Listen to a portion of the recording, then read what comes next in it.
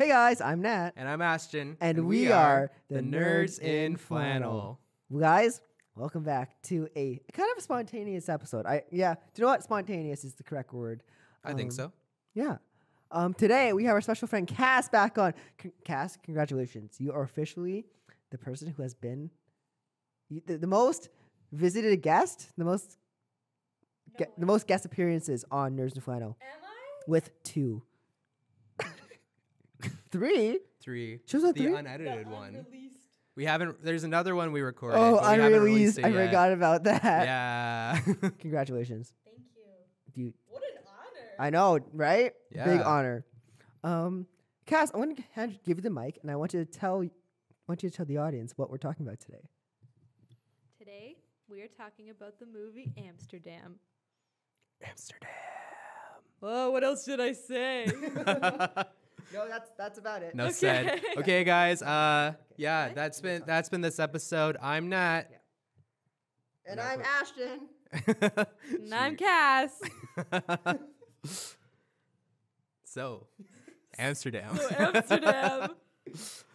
Why don't we give the audience a quick synopsis of Amsterdam, directed by David O. Russell. So if you don't know David O. Russell, he currently formerly directed Silver Linings Playbook with Bradley Cooper and Jennifer Lawrence, where Jennifer Lawrence won an Oscar for Best Actress in a Leading Role. Well deserved. Yes. He also did American Hustle with Christian Bale, who's also in this movie. And also Amy Adams was in that. I can't remember who else was in that. I feel like Bradley Cooper was in that I think. too. Yeah, no, he was. He Was was. Jared Leto in that too? I forget. Anyways. It's Jared Leto. I forget. Yeah.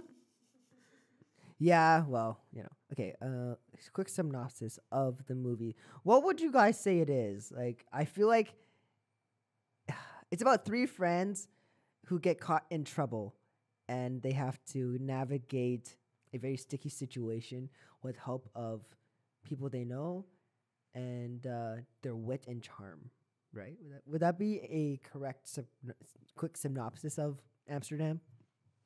I would say so. I think going into the movie, you were like, the less you know, the better.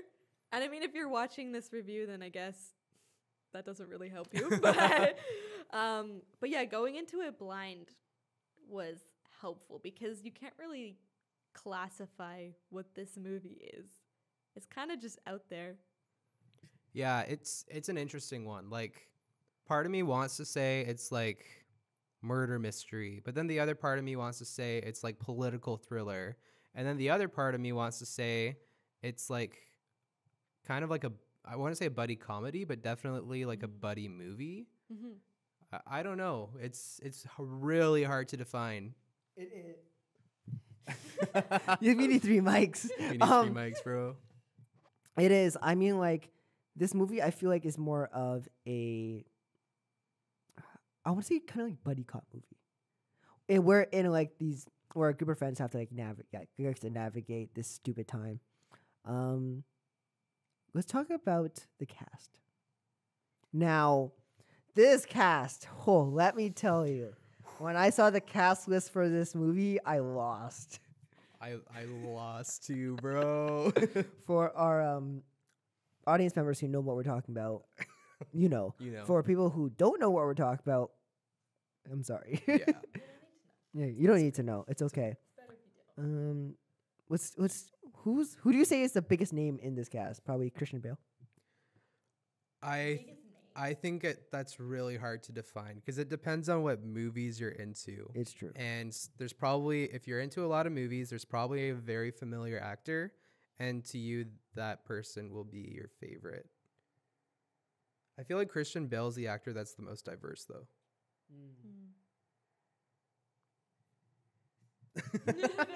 This is true. Cash is like, I'm trying to give the mic to Cash, and she's like, I don't know what to do. I'm just gonna go down the list. We have Christian Bale, we have Margot Robbie, we have John David Washington, who was in, if you don't know, he was in the new movie Tenet, the new Christopher Nolan movie that came out a few months ago. He was also in Jesus and the Black Messiah, and a bunch of other movies. Let me give the audience one more movie he's in. That one with Zendaya? Oh, Malcolm and Marie, right? That's Ooh. correct. Very good. Look at you. And Black Klansman, which I can't recommend to people. Anya Taylor-Joy of obviously the Queen's Gambit fame. She's also in a new movie coming out. What's that new movie? Menu. Yeah, that one Menu looks so with good. Nicholas Hoult and Ralph Fiennes. She was also in Last Night in Soho. She is Good movie. one of my favorite actresses right now, just because I feel Yeah. like I love the Queen's Gambit. You know, you guys know I play chess all the time. And if you're So- listening to this in the future, she's also Princess Peach in the Mario Brothers movie, which I'm sure is absolutely amazing.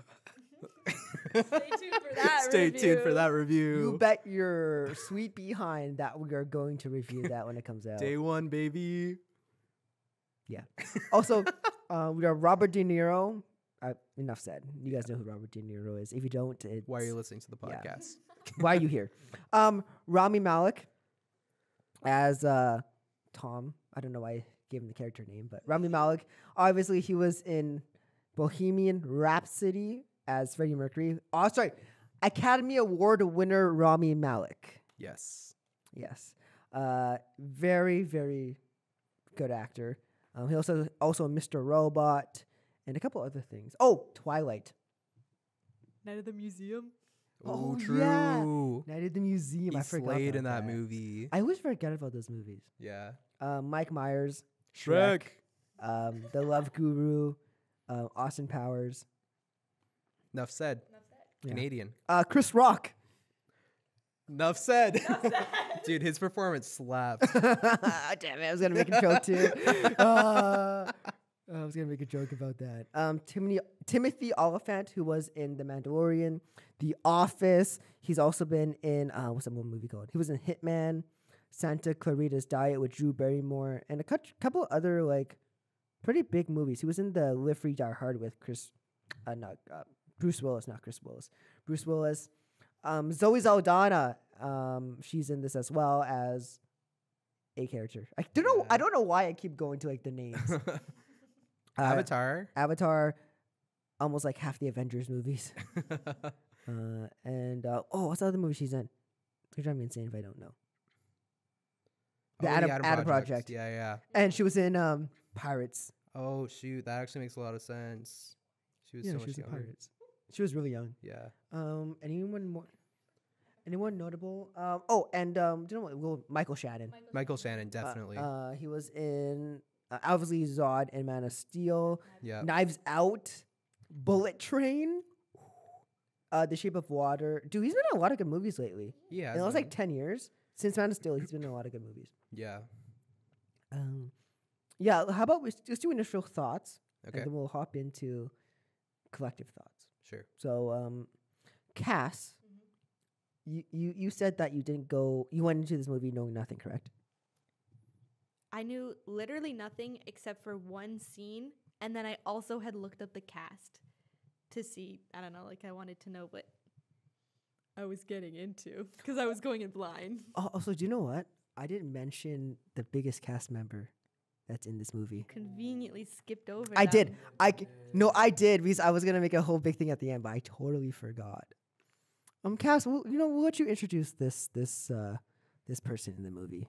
Go This for it. person?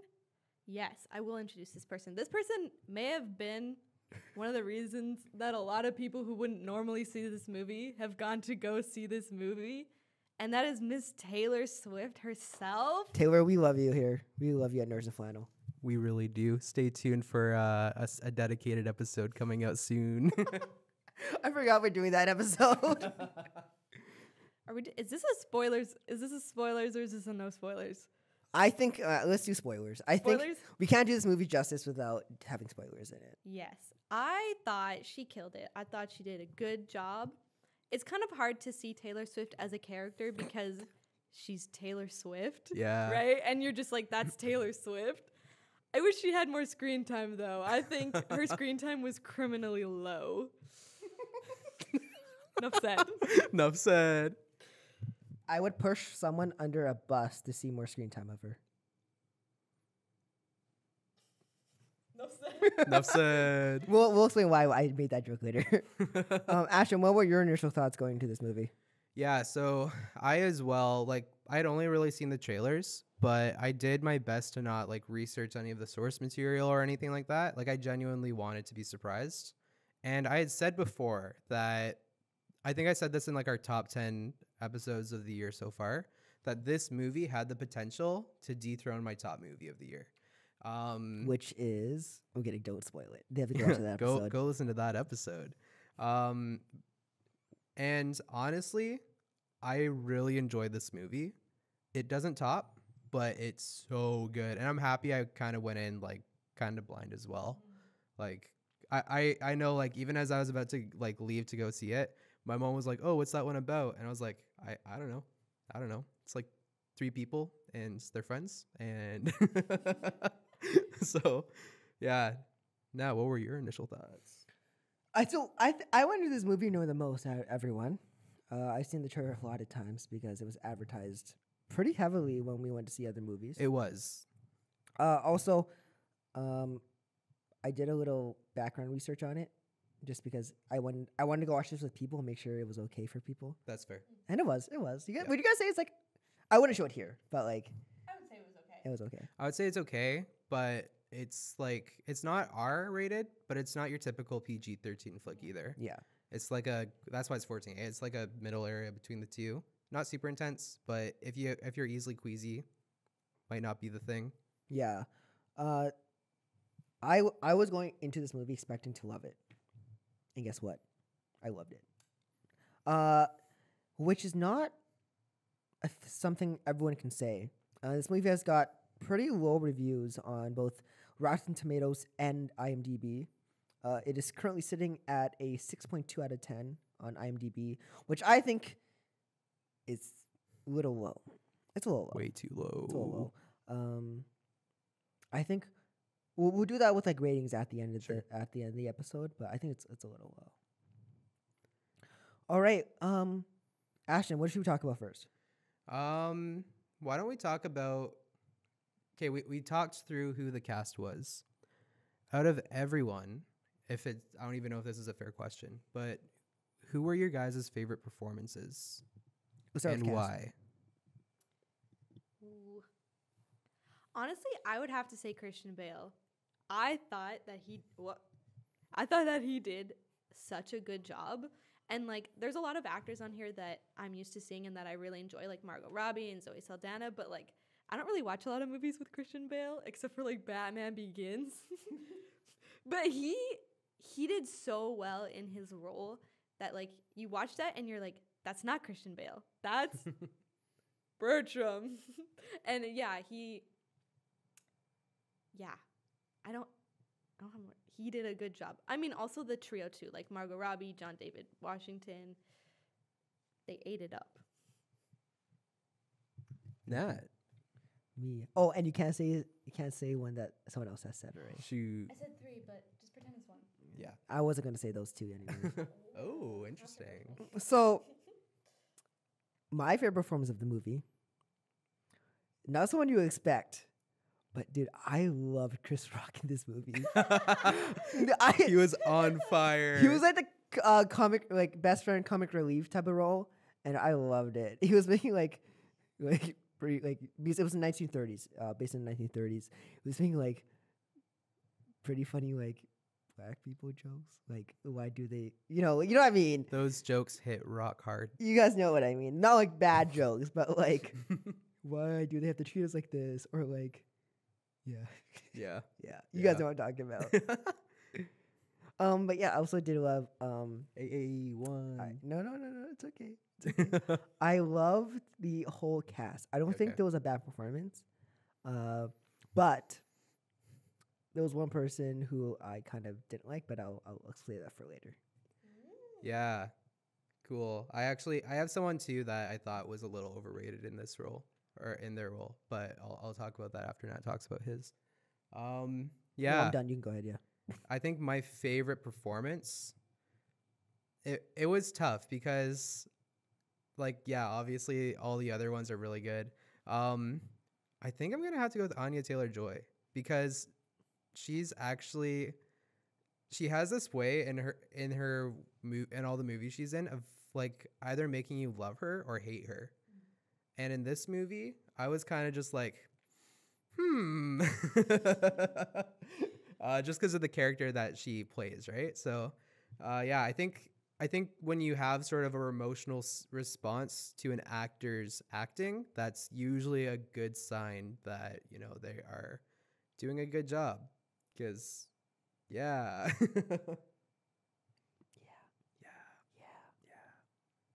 Okay. Cass, was there a performance you didn't like? That I didn't like. It's okay to say no. You can say no.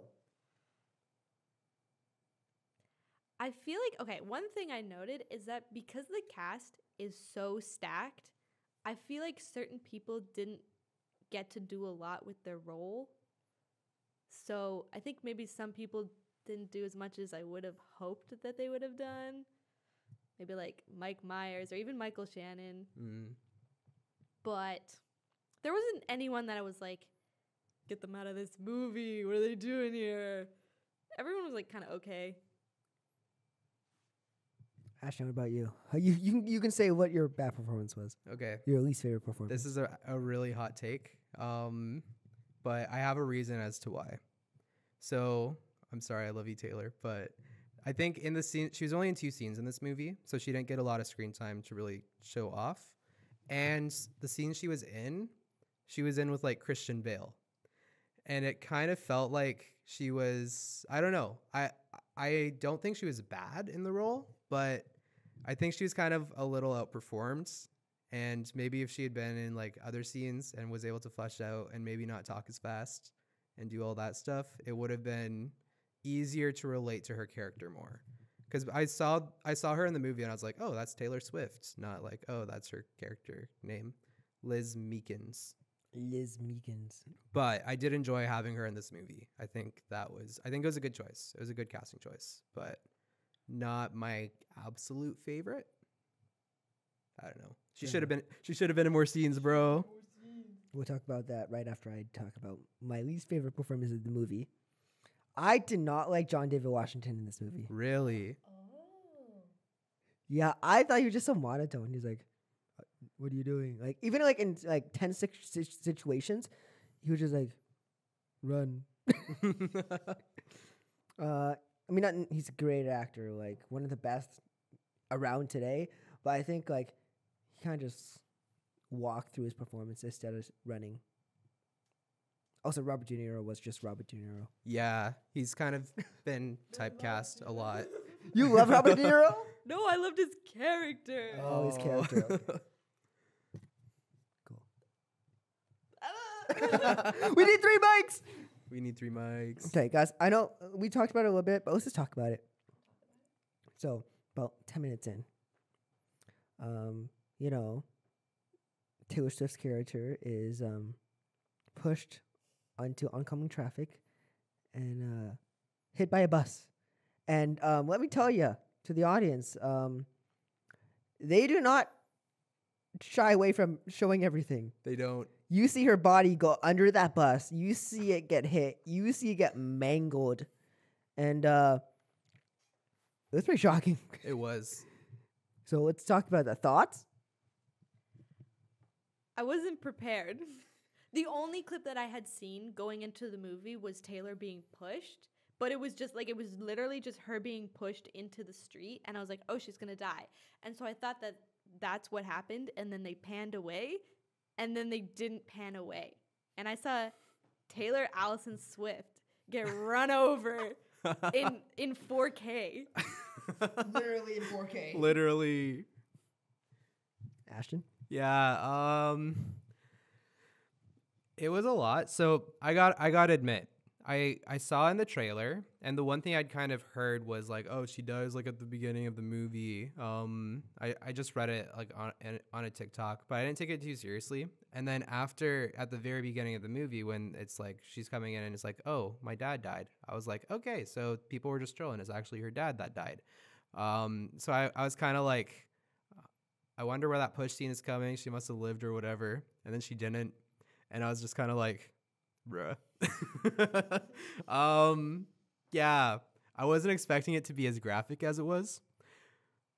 but it was well shot and well performed and very fast paced. And it was kind of like a blink and you miss it. So there's that. I can't. Taylor Swift gets run over by a bus.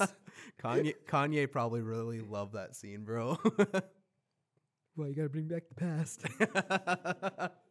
But dude, like, and I'm gonna let you finish. oh gosh, dude, it was crazy. Like, I laughed hard. I don't know why I laughed hard. Yeah, I laughed, bro. I'm like, It was one of those things that it's like so unexpected that you just have to laugh. like we said, we were shocked, man. Like, I thought I knew she was like gonna die. I didn't think she was gonna die in that way, or at least they were gonna show us that she like. No, you saw her get hit by like 6 tires at that bus. The wheels on the bus go round and round. Never gonna look at that song the same way, bro. Yeah, man. She got steamrolled. Just absolutely pancaked. Okay, guys. One thing I want to talk about is kind of towards the build up towards the climax of the film. Now, so these characters, they have to kind of have this like veteran, what's the word? Gala to clear their names to show that, hey, we're not the bad guys. We because we were framed for a crime. We didn't do it. And I think it's a very, very simple concept. Yeah. But that being said, the payoff and the reveal at the end kinda didn't need to happen there. I guess I guess what I'm trying to say, they could have done it a different way. What were your thoughts about the gala scene, and more specifically, like things being set up, like Christian Bale's character talking to his parents-in-law, and all that stuff. What are your thoughts about that? I have mixed thoughts. My first initial thought was that the reveal didn't necessarily need to happen. I know on the car ride home you were mentioning that the director doesn't really usually in his films he doesn't really give you stuff. You kind of have to look for it. And then in that movie he gave us all the stuff. But I don't want to be like, I already figured it out. But probably 45 minutes prior I had already put it together, who the bad guys were and what they were trying to do. And so then having him explain it and then doing the reveal kind of just confused me more, because at that point I was like, wait a minute, what's going on? And it was hard for me to follow. I thought that scene though, the whole gala scene, was hilarious. It was so funny, and maybe it wasn't intended to be funny, but it was funny, and I still enjoyed it despite already knowing what was gonna happen. I feel like this movie was intentionally funny. I think it wanted to take itself pretty seriously, but we got some really good laughs out of it. Yeah, that's the thing. It was I feel like if you're a fan of The Office, you'll like this. It's Because true. it's subtle humor. And I think The Office is a lot more awkward subtle. This is just kind of more subtle, which it's kind of that dynamic is just so great. And then obviously you have the Chris Rock scenes, but he's his character's dead serious and he's acting it dead serious. But everything he's saying, what Nat said, is just so funny. Even Christian Bale said while he was on set, he had a hard time being in scenes with Chris Rock because the guy would just always make him crack up, which, that's a lot of praise coming from an actor like Christian Bale, right? But yeah, gala scene. I agree. It felt very thrown together in a way. It was a lot. Oh gosh. That didn't happen in the scene. If you're listening to audio, you won't understand, but watch the video. This one's on video, guys.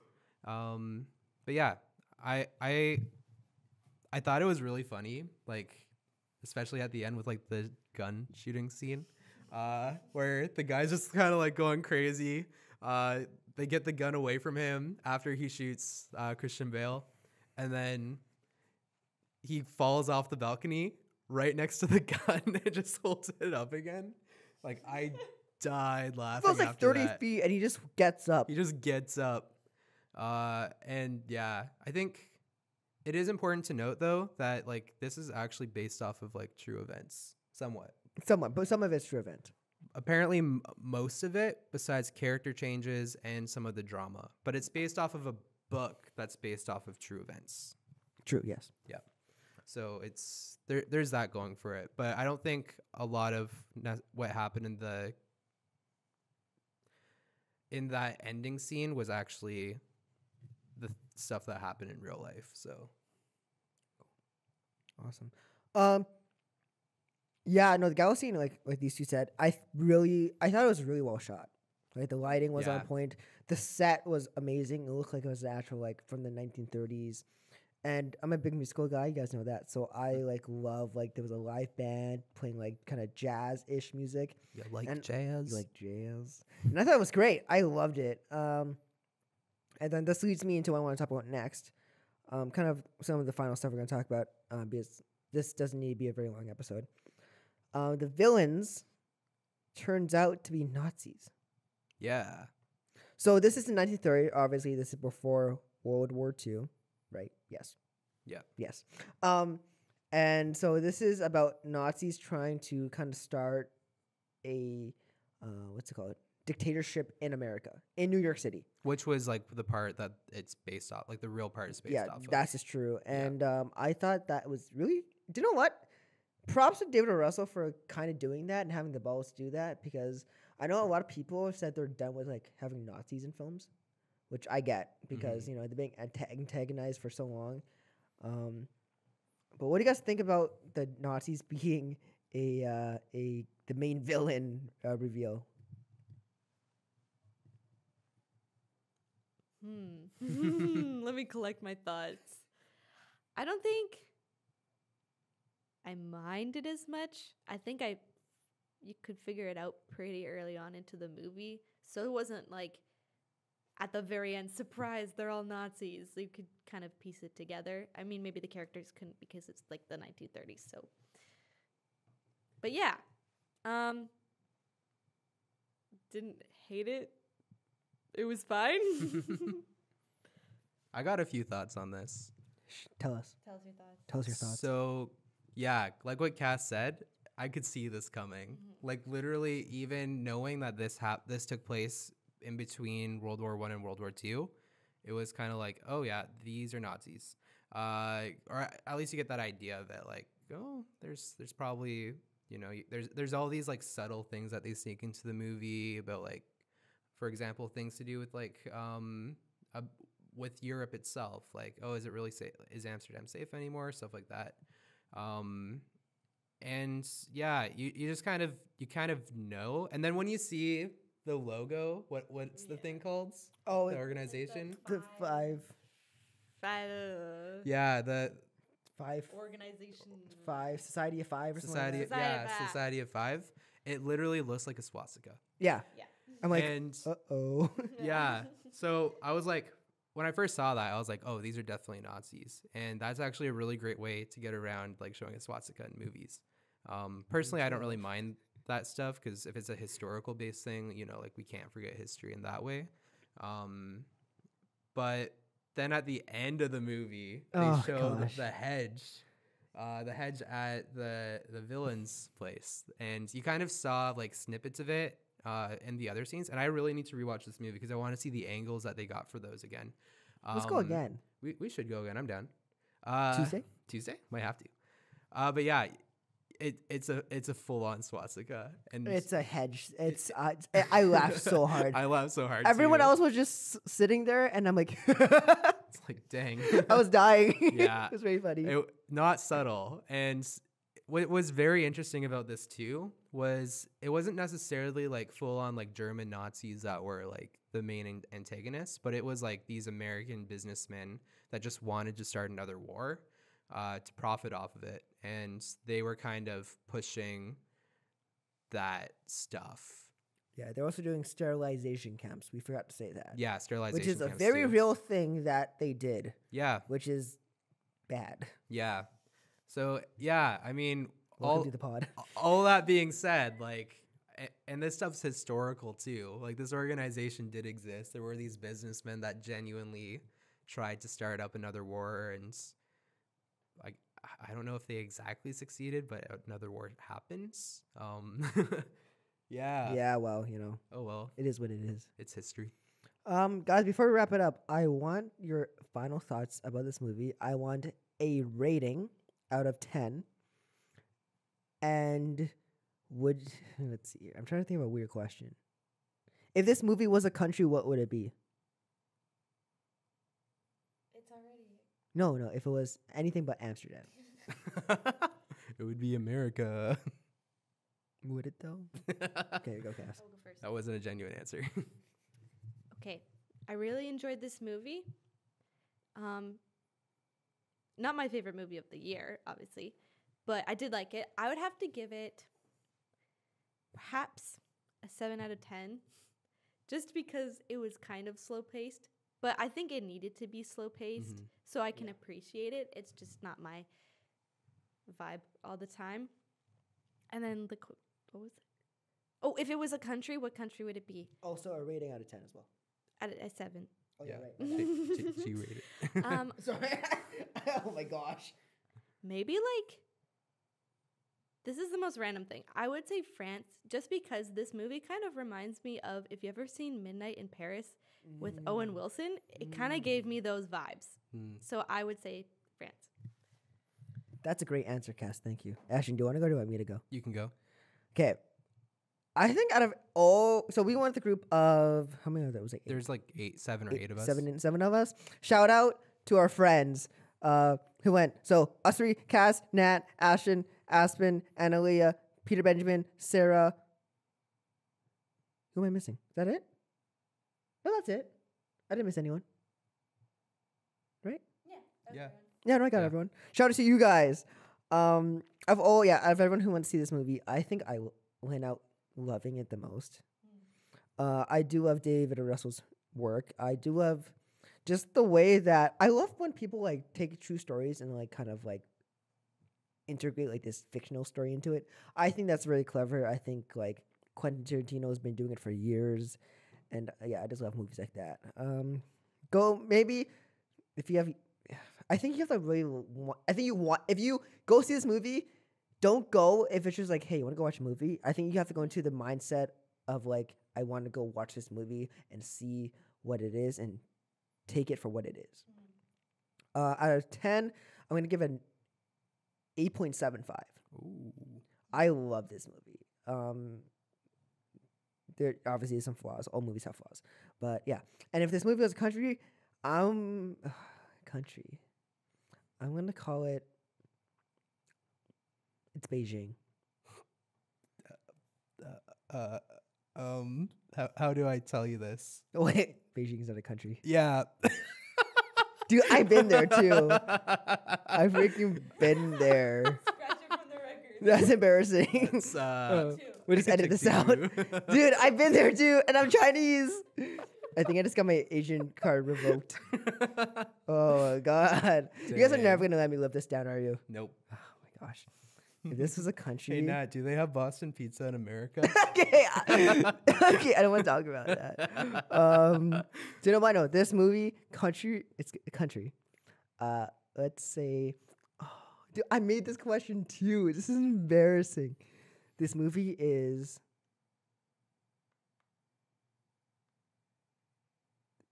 Italy. This country is Italy. Do you know why? Why? It's very good. Dang it. Oh man, I'm sorry to all our Italian fans. I think it's like one. Whoever you are. Dang. Yeah. Anyways, And Kiara, if you're listening, I apologize on his behalf. I'm sorry. I don't know who you are, but I'm sorry. Sorry, Mario, Luigi, and Yoshi. Wait, is Yoshi Italian? No, never mind. Okay, never mind. Not with I made Chris it worse. Pratt. I made it worse. Mario and I made it all worse. Just go, Ashton. that. Okay. So I think I would rate this 8.7. So Nat only likes it 0.5 more than I do. Okay, so 8.7. Yeah, Okay. 8.7. Yeah, it was great, but yeah, I agree. It was kind of slow paced, and it was pretty long. 2 hours and 14 minutes. Yeah, It was like 10 minutes too long. yeah. I think they could have shaved off a little bit of time in that last act. But Yeah, I know. It feels a lot. It felt a longer, lot right? longer than 2 minutes and 14 minutes. Top Gun Maverick is literally like 3 minutes shorter than that, and it felt like this movie was 3 hours long. Yeah, This is true. it's true. And if it was a country, I think it would be Austria because I like that answer. yeah, because Not Beijing. not Beijing. It'd Dang be- it! I'm sorry, Grandma. I think it'd be Austria because I don't know why, but I came out of this and I was like, the hills are alive with the sound of music. And that movie takes place in Austria. So, yeah. Sure does, and has Nazis in it too. And it has Nazis in it. I think that's probably why I was thinking Sound You of got the Music. vibes. Yeah, it The was either Nazi that or vibes. else whatever country countries Indiana Jones takes place in, like the first one at least. That's like I think that Raiders takes place in like 6 different countries. Yeah, but like the like the ending scene with like the Ark of the Covenant. Oh, that is Is that Austria? Is it Austria? I don't know. No, isn't it like Egypt? I don't know. It's I think it's somewhere in the Middle East. I haven't seen that movie in a long time. I haven't seen it in a while either. It's been a Yes. good like 7 years. Yeah, no, great movie, great Give it a film. watch. Film, yes, film. Yeah. Cass, thank you for coming on. Thank you for having me. Are you ready to shoot another episode right after this? I am ready to be on the only person to be on the Nerds In Flannel for the 4th episode. I think we're gonna try to find someone else because we need someone else for this episode. So look out for the next episode that we have out. Yeah, it's gonna be a lot of fun. Yeah. Anything else, guys? Wait. I love you guys. Spider-Man No Way Home. Yeah. No, we got it. That's why I didn't respond. Okay. Thanks. Hey, if anyone's wait, if the 3 of us were Spider-Man, which Spider-Man would you be? Yeah, Ashton's Toby. Let's be real. Dang. Okay. I have that youth pastor vibe. Shout out to my youth group. I don't know who would we? Are you Tom? I feel like I'm Tom. I'm Probably. Andrew. Are you? We can go back and forth between Toby and Andrew. I think so. Yeah. I think so. Oh, my back. I do actually have a back injury. We both have back issues. Yo. Look at us. Look at us. I have a compression fracture. I don't know what I have. I just have bad back because I was stupid with a sledgehammer one time. I fell out of a tree pretty high. Spider-Man injury. You win. Dang. All right, guys. I think that does it. Yeah. Until next time, I'm Nat. And I'm Ashton. And we are the Nerds in Flannel. Peace.